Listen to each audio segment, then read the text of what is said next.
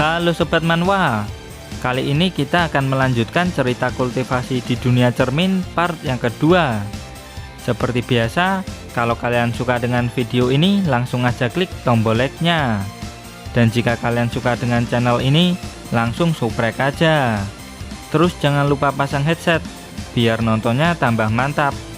Dan tanpa basa-basi lagi, ayo langsung kita gaskan ke ceritanya di Manhwa Period.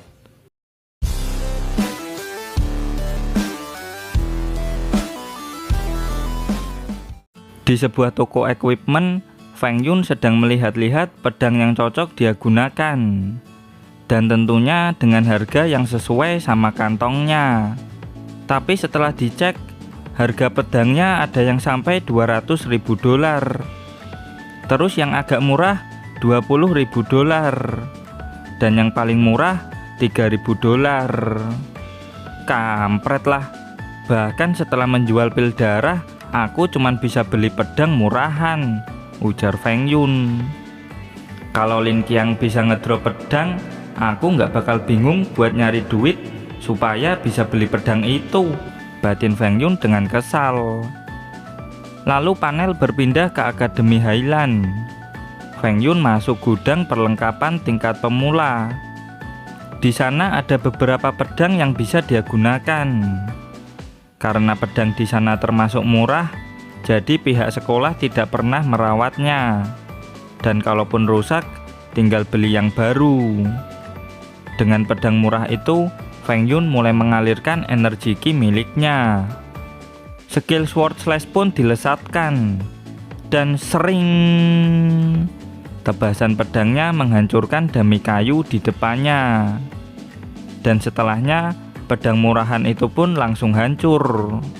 Dasar pedang murahan, umpatnya. Singkat cerita, Suhu pun masuk ke dalam gudang perlengkapan. Dia dikejutkan dengan dami kayu yang sudah hancur. Melihat bekas dari teknik sword slash, maka Suhu menyimpulkan kalau ini adalah perbuatannya Lin Qiang. Lalu di atas meja ada sebuah botol pil dan secarik kertas. Kertas itu berisi permintaan maaf dari Feng Yun. Dan pil ki darah itu adalah sebagai ganti rugi untuk pedang dan dami kayu yang sudah dia rusakkan. Pedangnya sampai hancur kayak gini. Apa Lin Qiang bertambah lebih kuat lagi ya? Batin Suhu. Kemudian panel berpindah keluar Akademi Highland. Terlihat Feng Yun yang menyesal. Seharusnya dia menjual saja pil ki darahnya untuk membeli pedang murah yang baru, daripada ganti rugi pedang bekas yang ada di gudang tadi. Tapi nggak apa-apalah, ayo proyeksikan para murid dan Suhu di akademi, ucap Feng Yun dengan ekspresi legend. Singkat cerita, Feng Yun pun sampai di sebuah pusat perbelanjaan. Di sebuah toko, Xiaolan kerja paruh waktu sebagai kasir. Dan karena itulah, Feng Yun bisa masuk Akademi Highland. Dengan senyuman ramah, Xiaolan menyapa Feng Yun. Tiba-tiba awan gelap muncul di atas langit. Hal ini membuat Feng Yun dan Xiaolan lumayan panik. Ada sebuah sayap besar yang terbang di atas kota. Akibat kepakan sayap itu, kaca-kaca di gedung pencakar langit pada pecah. Netizen yang ada di bawah sontak langsung kocar-kacir menyelamatkan diri. Lalu saat ada pecahan kaca yang mau melukai Xiaolan, Feng Yun dengan sigap menangkapnya dan membuang pecahan kaca tadi ke tempat sampah. Dengan gaya bocil sok pahlawan, dia berkata, "Apa kau baik-baik saja, Tuan Putri?" Meskipun cuman menyelamatkanku dari pecahan kaca, Feng Yun keren banget, batin Xiaolan. Lalu Feng Yun menyadari sesuatu di atas langit. Monster yang tiba-tiba muncul tadi adalah makhluk buas yang bernama Golden Black Eagle. Ini adalah pertama kalinya Feng Yun melihat makhluk buas secara langsung. Saat Feng Yun dan Xiaolan kabur, di atas mereka ada tembakan anak panah yang tepat mengarah ke si elang. Dan jelep, elang itu pun mokat dan langsung terjatuh tepat di depan Feng Yun. Golden Black Eagle termasuk makhluk buas rank 3. Itu setara dengan ahli seni bela diri cadangan tingkat lanjut. Dan karena si elang mati hanya dengan sekali serangan, Feng Yun jadi penasaran, siapa orang yang melakukan serangan kuat tadi? Lalu muncul notifikasi kalau Golden Black Eagle bisa diproyeksikan. Dan gak pakai lama, Feng Yun langsung memproyeksikannya. Sekarang Feng Yun bisa melawan Golden Black Eagle di dunia cermin seenak jidatnya. Karena terlihat wow, Feng Yun jadi penasaran dengan hadiah drop dari si elang. Panel berpindah di rumah Feng Yun. Setelah makan malam, Feng Yun mulai berkultivasi. Dia melihat status dari si elang lewat cermin. Dibanding Lin Qiang, drop item dari si elang terlihat lebih bagus. Kemudian Feng Yun meminta Jing untuk mengubah tingkat kultivasi si elang menjadi pemula sebelum menantangnya. Pertarungan melawan si elang yang udah di nerf pun dimulai. Si Feng Yun akhirnya sadar, ternyata di dunia cermin dia bisa memproyeksikan senjata yang udah dia gunakan di dunia nyata. Dengan pedang seharga $3.000, Feng Yun siap melawan si elang. Skill Sword Slash pun dilesatkan. Dan serangan tersebut berhasil melukai si elang. Dan 10 menit kemudian, Feng Yun mendapat hadiah drop daging elang. Lanjut ronde kedua Jing, teriak Feng Yun. Singkat cerita, Feng Yun pun selesai bertarung melawan si elang. Bahkan dirinya masih sempat melawan Lin Qiang 5 kali. Dan sayang sekali hasilnya zong. Tapi daging elang yang dia dapatkan itu lumayan bagus. Feng Yun langsung mengeluarkan beberapa kotak dan botol dari ruang cermin. Dia mulai mencampurkan darah dan ekstrak daging elang menjadi satu. Dan gak pakai lama, dia pun langsung meminum ramuan jamu itu. Dan wush, tubuhnya mengeluarkan ledakan energi Qi yang cukup besar. Dia harus segera berkultivasi dan menyerap energi yang keluar barusan. Lalu Feng Yun memperkuat teknik Turtle Snake Forging menggunakan jamu elang yang baru saja dia racik tadi. Dengan ini, Feng Yun akan bisa mencapai tingkat lanjut dengan cepat. Jika di pasar, jamu hasil racikan Golden Black Eagle pasti harganya sangat mahal. Dan gara-gara cheat dari ruang cermin, dia bisa mendapatkannya dengan gratis. Jika di dunia nyata, hanya mereka yang berasal dari keluarga sultanlah yang bisa membelinya. Di suatu hari yang cerah, Feng Yun sedang berkultivasi di sebuah taman yang sepi. Feng Yun mulai fokus mengumpulkan energi Qi di dalam tubuhnya. Dan tewas. Kultivasinya selama 1 bulan tak lama lagi akan membuatnya naik tingkat menjadi ahli seni bela diri cadangan tingkat menengah. Setelah meregangkan otot-ototnya, Feng Yun pengen pulang dan berlatih di dunia cermin. Saat sampai di depan rumah, Feng Yun melihat abangnya. Abangnya ini bernama Feng Yuxu. Feng Yun pun langsung tos dan mengajak Bang Su masuk ke dalam rumah. Tapi Bang Su menolak, soalnya dia nggak lama. Bang Su cuma ngasih tahu ke Feng Yun kalau dirinya sekarang sudah menjadi ketua tim kecil di organisasi Flowing Cloud. Feng Yun bertanya-tanya dalam hatinya, apa itu sejenis organisasi gelap? Tapi dia nggak berani nanya ke Bang Su. Lalu Bang Su bilang kalau setelah menjadi ketua, dirinya akan sangat sibuk. Jadi nggak ada waktu untuk mengurusi panti asuhan. Dengan wajah nggak berdosa, dia menyerahkan panti asuhan kepada Feng Yun. Dan sebagai gantinya nanti, Bang Su akan mengajarkan beberapa jurus seni bela diri pada Feng Yun. Kau nggak perlu mengajariku apa-apa, soalnya sekarang kau jauh lebih lemah dariku, batin Feng Yun. Lalu di ruang cermin, Feng Yun minta tolong sama Jing untuk memproyeksikan Bang Su. Tapi Jing nggak mau. soalnya Bangsu ampas banget. Kemudian Jing memuji Feng Yun yang sudah bisa multitasking.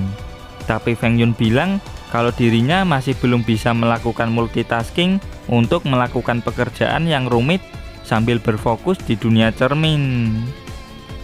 Di dunia nyata, Feng Yun dan Xiaolan lagi makan bareng sama anak-anak yatim yang kurang beruntung. Untung di manhwa ini nggak ada kakek ini. Kalau ada, habis sudah duit anak yatim dikorupsi sama dia. Biasanya Feng Yun makan dengan lahap. Kok ini kayak nggak nafsu makan? Apa dia lagi sakit ya? Batin Xiaolan. Kemudian ibu kepala panti menjitak pala Feng Yun dan menyuruhnya untuk segera menghabiskan makanannya biar nggak mubazir. Feng Yun pun minta maaf dan mulai menghabiskan makanannya. Lalu di dunia cermin, Feng Yun mendapat atribut emas. Enjing langsung memberikan selamat. Soalnya atribut emas merupakan atribut yang langka. Ahli seni bela diri atribut emas jauh lebih kuat ketimbang ahli seni bela diri normal yang ada di akademi. Bahkan dari 100 ahli seni bela diri, cuma 1 yang memiliki atribut emas. Ada 10 atribut di dunia ini, yaitu emas, mokuton, air, api, pasir, angin, petir, es, cahaya, dan kegelapan. Stop penjelasanmu itu, ayo kita coba, ucap Feng Yun. Feng Yun mulai fokus terhadap bola atribut emas di depannya. Dan singkat cerita, Feng Yun sudah menyerap bola atribut emas itu. Feng Yun merasa kalau dirinya telah menjalin hubungan yang sulit dipahami dengan dunia luar. Selain kekuatan penyerapan energi Qi yang meningkat, tidak ada hal lain yang berubah. Dan untuk menggunakan atribut, seseorang harus mencapai tingkat ahli seni bela diri terlebih dahulu. Lalu si Golden Black Eagle memiliki atribut angin. Dan ketika Feng Yun memiliki 2 atribut, maka masa depan Feng Yun untuk menjadi seorang ahli seni bela diri yang kuat semakin cerah. Jadi berusahalah sekeras mungkin, ucap Jing. Tentu Jing, akan sangat memalukan jika aku tidak OP setelah menggunakan sistem cheat di dunia cermin ini, kata Feng Yun. Beberapa hari kemudian, Feng Yun berhasil menjadi ahli seni bela diri cadangan tingkat menengah. Dan hurra! Sekarang Feng Yun sudah bertambah lebih kuat. Bahkan kulit Feng Yun sudah kebal terhadap senjata tajam biasa. Kulitnya juga menjadi lebih glowing dan elastis, membuatnya semakin good looking. Karena sudah maghrib, Feng Yun pun harus segera pulang sebelum dicariin sama Xiaolan.